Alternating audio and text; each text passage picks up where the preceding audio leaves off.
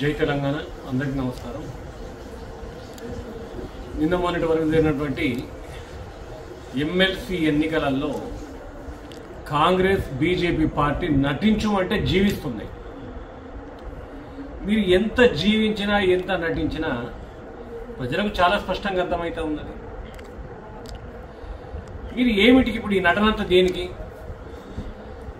BRS party మేము పోటీలో ఏమన్నది సైలెంట్ అయిపోయింది.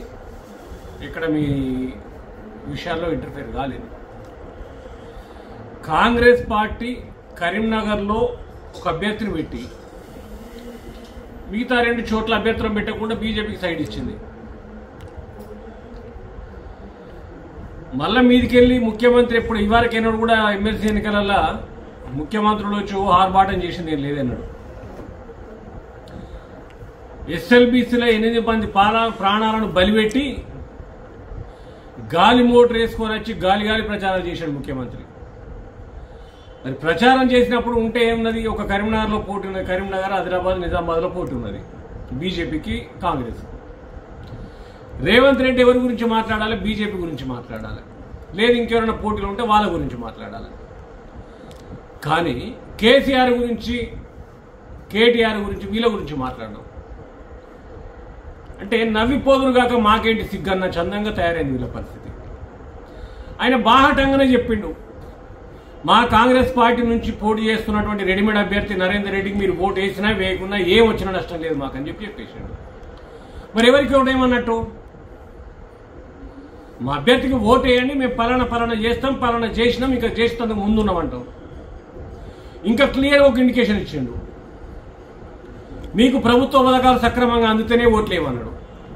అందుతలేవు అనేది పాలజీకే పోర నుంచి మొదలు పెడితే లేచి నిలబడలేనంటే వృద్ధుడిని దగతామని చెప్తాడు. కాంగ్రెస్ పార్టీ పథకాలు ఏవి అందుతలేవు అని ఇక ఓపెన్గా హింట్ ఇచ్చిన తెల్లారి ఢిల్లీ పోయినా మోడీ దగ్గర కూర్చున్నాం.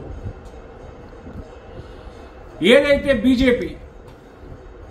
బీజేపీ ఆ 2 స్థానాల్లో కాంగ్రెస్ పోటీ లేకుండా చేసుకున్నది. ఇక్కడ ఒక డబుల్ గేమ్ ఆడి ఒక అభ్యర్థిని బుగ్గగాని చేసిండ్రు, గెలిచి మళ్ళా సిగ్గు లేకుండా కాంగ్రెస్ పార్టీ అంటుంది బీజేపీ బీఆర్ఎస్ ఒకటని కాంగ్రెస్ అంటది, బీజేపీ ఏమంటది కాంగ్రెస్ బీఆర్ఎస్ ఒకటని బీజేపీ అంటది.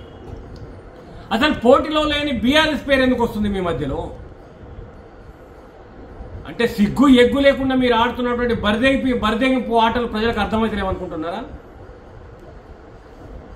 బీజేపీ గెలిచింది అక్కడ ఏమున్నది? ఎవరు పోటీ లేరు, అభ్యర్థులు లేరు. ఉన్నొక చోట అభ్యర్థిని పెడతా అభ్యర్థిని బుగ్గగాని చేసి కాంగ్రెస్ పార్టీ మీకు సపోర్ట్ చేసిన మాట వాస్తవే. ఇలా బీజేపీ గొప్పతనం కూడా ఏం లేదు ఇందులో.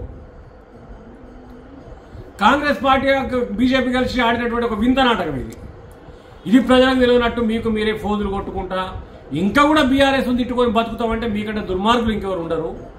రాష్ట్రంలో పాలన అధోగతి పాలై ప్రజలు అంగడంగడైతా ఉంటే స్పందించిన బీజేపీ నాయకులు, స్వయం ప్రకటిత మేధావులు సిగ్గు ఎగ్గనేది ఉంటే రేపన్న ప్రజాక్షేత్రంలోకి వచ్చి ప్రజలకు జరుగుతున్న అన్యాయం పట్ల స్పందించాలి. కానీ కాంగ్రెస్ బీజేపీ కలిసి ఆడుతున్న ఆట బీఆర్ఎస్ బీజేపీ పొత్తు అని ఒకటి, కాంగ్రెస్ బీఆర్ఎస్ పొత్తు అని ఒకటి. ఈ విలోదకు గేమ్స్ మీరు ఎన్ని రోజులు ఆడినా ప్రజలలో ఇంకా చురకనెత్తారు తప్ప గొప్పగా నిలబడదని చెప్పేసి తెలియజేస్తాం.